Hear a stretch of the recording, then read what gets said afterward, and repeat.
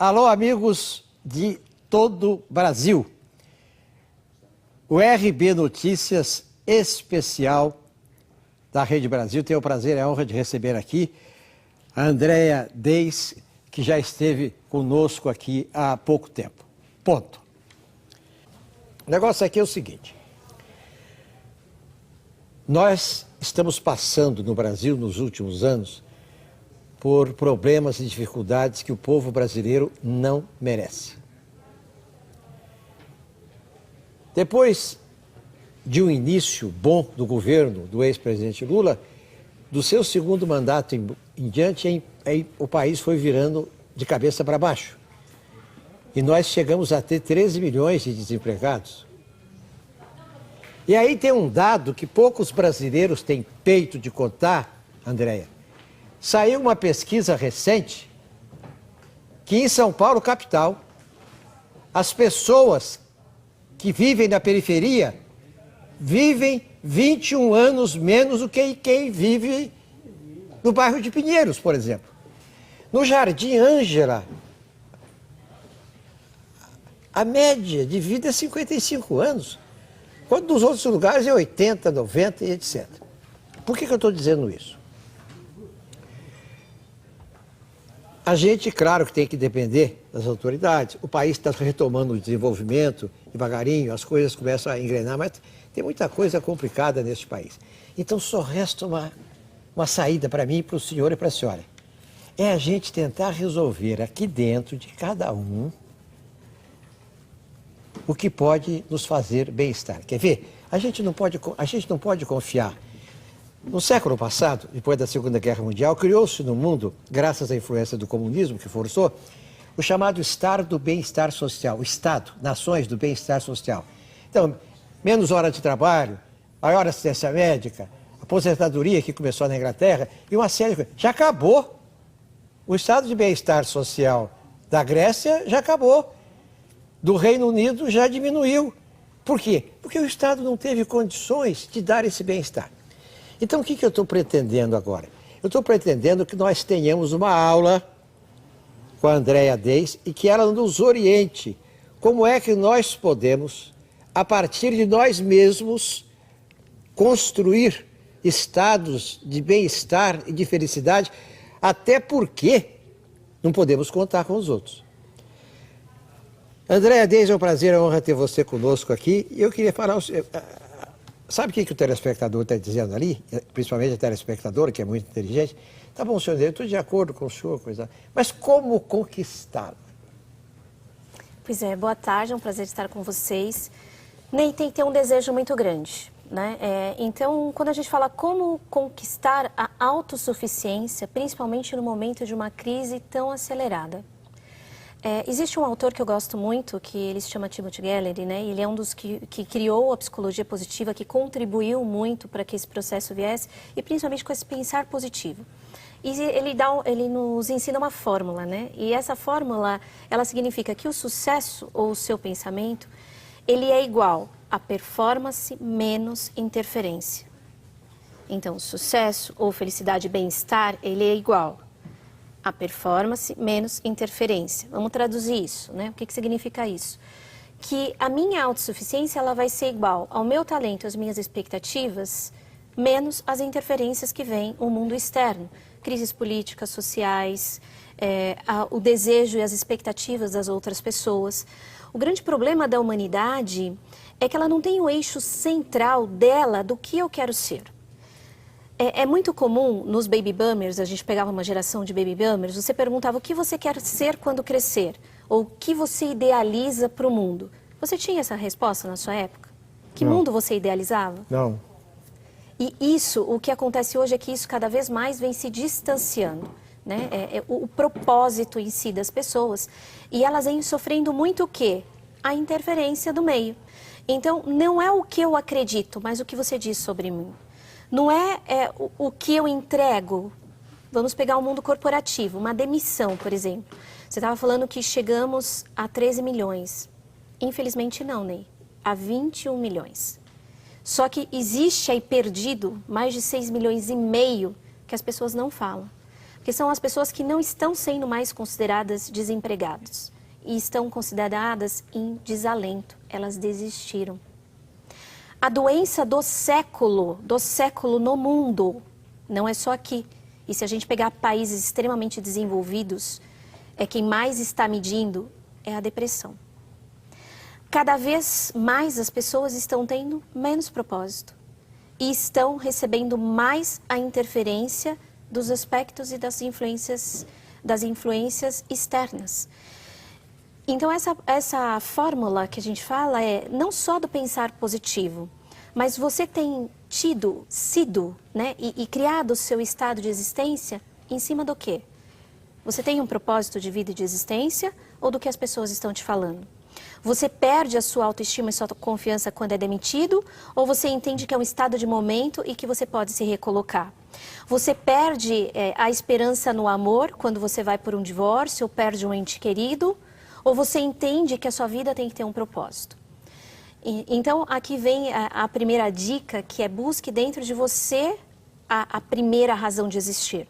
Se você não tiver essa primeira razão de existir, por mais que eu faça a higiene do seu pensar, você vai ser frágil ao mundo externo, que vai ser muito mais forte do que você. Essa razão seria uma perspectiva de vida, um desejo. O que seria? Uma missão de vida. Uma missão. Quando nós temos uma missão, todos os desafios do nosso cotidiano, ele é maior do que as decepções, frustrações que você pode passar no seu cotidiano. A missão de vida, ela vem enraizada nos nossos valores mais intrínsecos que muitas vezes a gente não conhece. Então vamos entender o que são esses valores, né? Se eu perguntasse aqui para você, né, quais são as coisas principais da sua vida que você não viveria sem? Será que o nosso telespectador, será que você conseguiria me responder? Será que durante a vida a gente se responde a isso? O que te faz, o que te movimenta a acordar todos os dias, independente dos desafios que você tem? Você pode estar passando fome, sede, você pode estar desempregado, mas que você pode estar acorda doente. Com uma missão. Você acorda com uma missão maior. Agora, tem um negócio aqui, o seguinte. Florescer. Por que você usa tanto a palavra florescer? Daqui a um minuto. Segundo a pesquisa feita por Case, nos Estados Unidos, apenas 17,2% da população atual adulta está florescendo. A maioria, 56,6%, possui apenas saúde mental moderada. Quer dizer, as pessoas não estão realmente bem, felizes e realizadas, mas apenas ok. Ainda segundo a pesquisa, 12,1% das pessoas se encontram em estado de depressão, que a Andréa já mencionou no bloco anterior. Nós estamos aqui com a Andréa Deis, que é uma especialista em comportamento. O que é, Andréa, o florescer? O florescer, ele é um estado de pensamento que eu transformo num sentimento positivo, que na hora de eu me comportar, eu estou em ação, eu estou em movimento, eu consigo ter uma atitude positiva. Então, o estado de você florescer é o estado do desabrochar, significa as pessoas produtivas. E bem diz a pesquisa que, se for ver, a maior parte da população está em definhamento, ela está em estado de depressão. O que significa isso? Elas estão improdutivas. Então, o florescer é independente da sua situação que você tem externa, você conseguir sobrepor a isso comportamentos positivos daquela fase. Eu não conheço nenhum problema eterno, né? Então, a gente entende, né, os desafios diários como situações eternizadas. Elas não são. O estado de florescer, a gente entender que eu estou no momento hoje, que esse momento é o meu ponto de estado presente e que ele pode ser totalmente diferente amanhã. Então, o estado de florescimento é um estado do pensar negativo para um estado positivo. Eu pego tudo que eu estou acontecendo hoje, eu não me potencializo nele, mas eu tenho a visão de como eu posso transformar ele amanhã e como eu posso atingir um estado melhor amanhã. Tá de fora para dentro. Eu não consigo um emprego, não é o outro que me dá o emprego. Por exemplo, que é a minha especialidade, que é carreira. Eu mudo meu estado de florescimento e eu conquisto esse espaço, pensando de uma forma diferente. Então, o florescer é um estado de eu reconstruir a minha maneira de pensar, desafiando as situações presentes que acontecem com pensamentos positivos e atitudes que me transformam numa pessoa ativa e não passiva. O estado de passividade, num longo tempo, pode te levar a um definhamento ou depressão. Doutora, eu admito que tem certas coisas que são novas e que certas coisas são produzidas pelo progresso. Por exemplo, antes da Segunda Guerra Mundial, só existia a sulfa, não tinha antibiótico. Hoje tem antibiótico de última geração, etc. Na primeira metade do século passado, não tinha tanto avião, não tinha ônibus, carro, muito pouco. Hoje só tem isso no mundo inteiro. Ou seja, eu admito que a humanidade evolua. Mas eu pergunto para a senhora o seguinte, quando eu era jovem, eu nunca tinha ouvido falar de câncer nem de depressão. A depressão entra aí como? Que deve ser um capítulo importante que a senhora mencionou 2 vezes. E, inclusive, suicídio. Né? Hoje, ao entrar aqui, eu passei pela maquiagem, estávamos comentando que uma pessoa que esteve recentemente aqui na casa se suicidou nessa madrugada, e um jovem. Então, a depressão no estado maior, ela vem até um suicídio, e o número de suicídios vem aumentando. Então, a depressão, onde ela está nisso? Se eu tenho um estado de tristeza alongado, então, vamos pegar uma coisa bem palpável, um desemprego. Ele já baixa minha autoestima, minha autoconfiança, e eu entro no estado cognitivo do meu pensamento negativo. Eu não sou mais capaz, não existe caminho para mim, e isso as pessoas também vão começar a acreditar que esse espaço não existe para mim. Num primeiro estágio, digamos nos 3 primeiros meses, 6, você pode estar no estado produtivo e ativo. Passando isso, Ney, ele se torna uma doença. Que aí ela não pode, aí ela já é uma patologia. Ela não é mais nem tratada só no estado com um especialista de comportamento. Ele é psiquiátrico, ele vai para uma esfera terapêutica. O grande problema cultural, né, a nível de mundo, é que as pessoas falam, isso não é nada, isso é besteira, né? Isso é mimimi, isso é... E aí entende, não, isso é frescura, e cada um dá o nome que quer. Isso se aumenta. Quando ele se aumenta, ele vai para um estado de depressão. A depressão, quando estendida, ela vai para um suicídio, né? Ou coisas piores. E isso vem crescendo aceleradamente por conta das interferências, que é o que nós falamos no primeiro bloco. As interferências estão maiores do que a nossa autoconfiança. Que isso é um estado que a gente está passando hoje, mas não é permanente. Que depende muito das ações que eu vou ter hoje para eu ter esse estado diferente amanhã. Isso é um estado de florescer. Agora eu te questiono, né? Imagine uma situação, uma nação em depressão.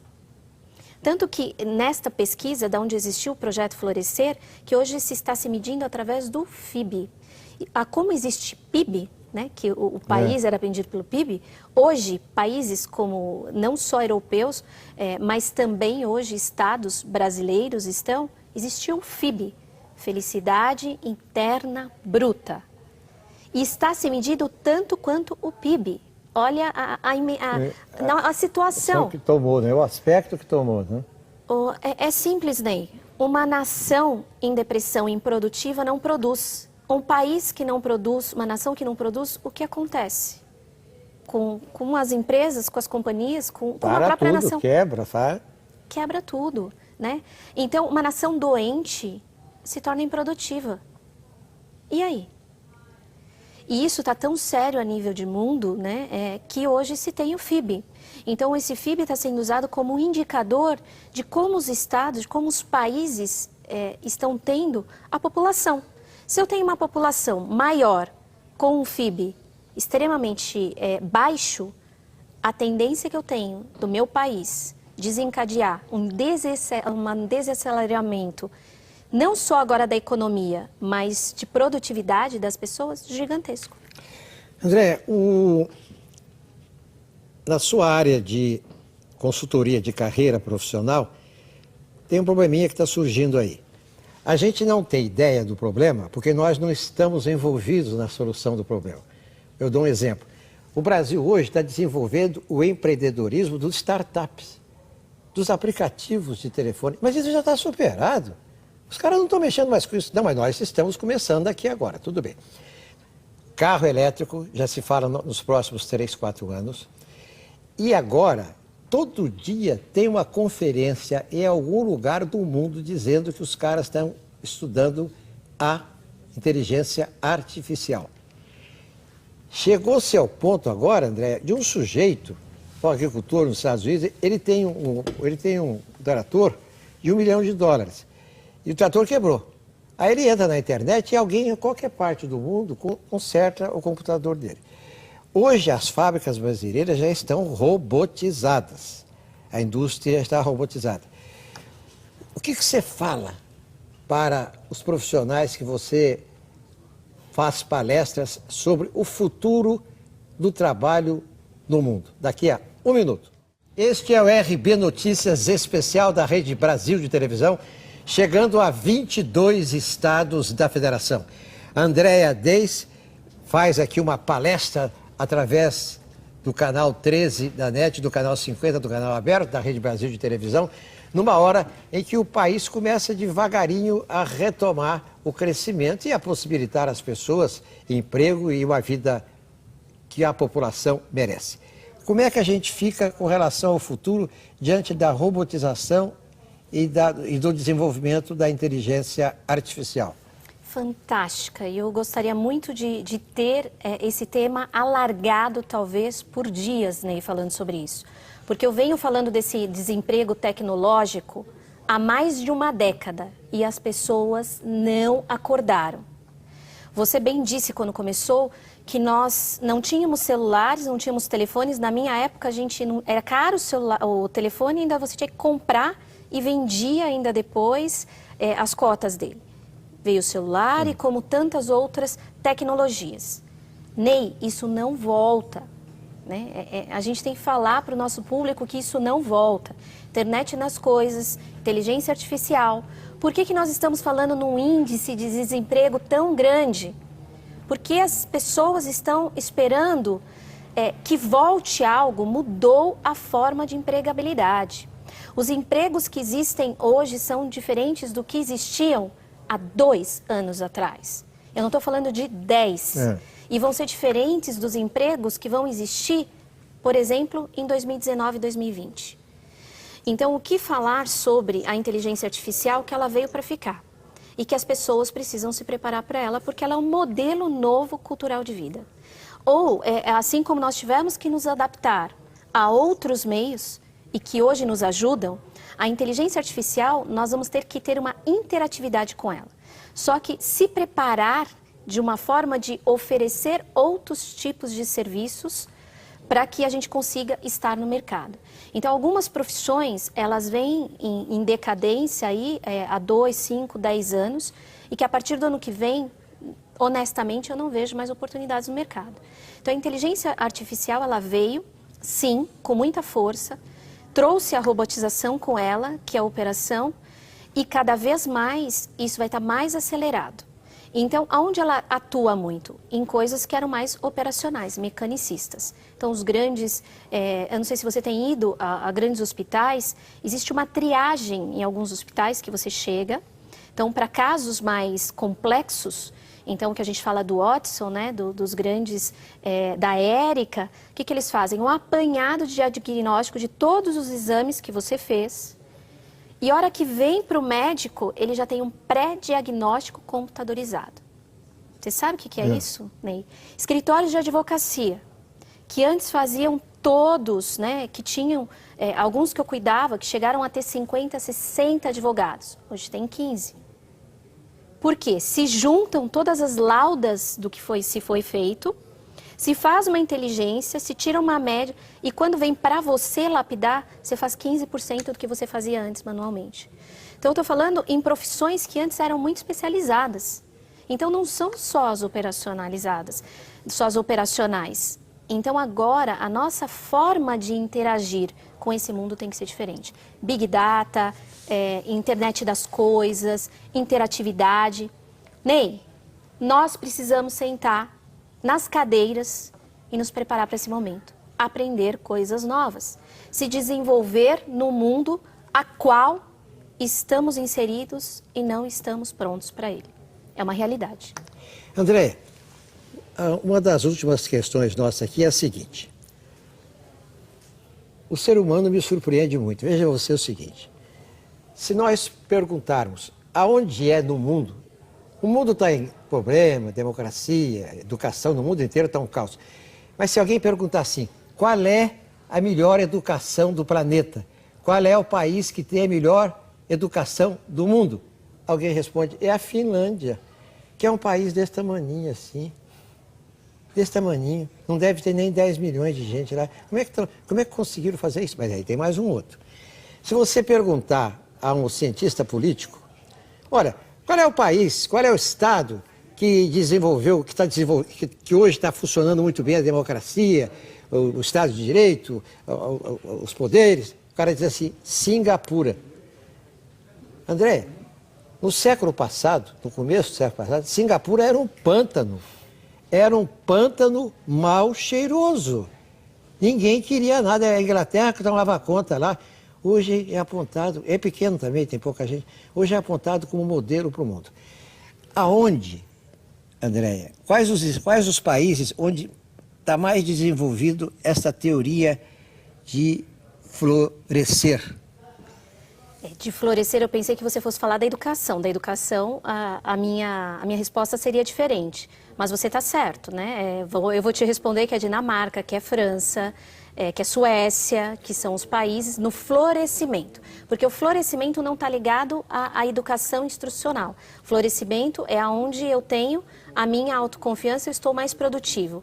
Agora, países relacionados à educação, aí é uma outra vertente. E que detalhe, Ney, os países que estão mais acelerados em educação são os que estão florescendo menos. Por exemplo, Japão. E esses três países que você acabou de mencionar não são nem grandes territorialmente, nem são países ricos. São países médios.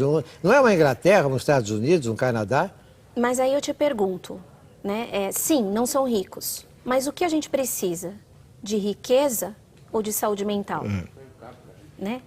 Eu concordo que não são países ricos, mas esse capitalismo selvagem que se impregnou, na minha opinião, é selvagem esse capitalismo que veio. Será que eu preciso disso tudo? Ou eu quero estar feliz com a minha família? Por que nós fomos criados com muito menos? Eu fui criada num bairro que a rua não era asfaltada, numa casa que vivíamos em 3 cômodos, dormindo num sofá da sala que abria e fechava, e feliz, não era revoltada. Então, o que realmente nós precisamos? O que foi se pregado a nível de mundo? Por que esse consumismo e esse capitalismo exacerbado? Então, sim, são países que não são ricos, mas são países que florescem. Porque tem uma expectativa que a felicidade não é no ter, é no ser. Você tem 30 segundos para falar com a telespectadora e com o telespectador naquela câmera ali e responder a pergunta que eu não fiz. O que eu mais gostaria de dizer ao público seleto que está aqui conosco hoje, que é o seu florescimento e a sua felicidade mora dentro de você. Andréia Deis aqui no RB Notícias Especial.